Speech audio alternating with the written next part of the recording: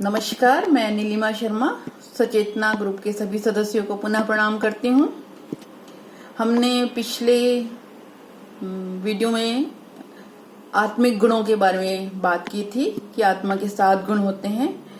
अब हम क्रमशः एक एक गुणों के बारे में विवेचना करेंगे, उसकी चर्चा करेंगे। तो आज जो आत्मा का पहला गुण है उसके बारे में मैं बात करूंगी। आत्मा का पहला गुण है ज्ञान। जी, ज्ञान की सभी के समय जरूरत रहती है।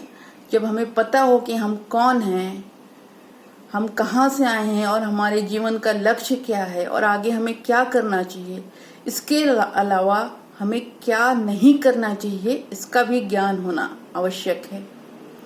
अब ज्ञान किसे सत्य ज्ञान कहेंगे, इस पर बहुत बड़ी चर्चा हो चुकी है लोगों के मन में ये भ्रम है कि सच्चा ज्ञान होता क्या है।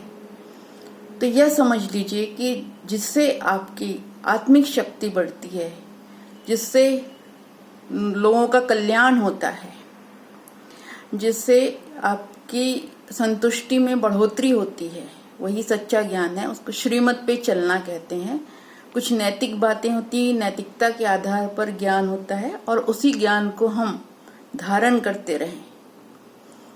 हमारे वास्तविक स्वरूप के बारे में हम जाने, हमें क्या करना है क्या नहीं करना है उसके बारे में हम जाने, हमारे धर्म और कर्तव्यों का हमें ज्ञान रहे और परमात्मा का भी ज्ञान रहे। तभी हम, जिसका ज्ञान होता है उसी में हमें हमारी रुचि बढ़ती है और उसको पाने के लिए ही हम प्रयासरत होते हैं। तो केवल अपना ज्ञान या संसार का ज्ञान नहीं, हमें परमात्मा का भी पूरा ज्ञान होना चाहिए।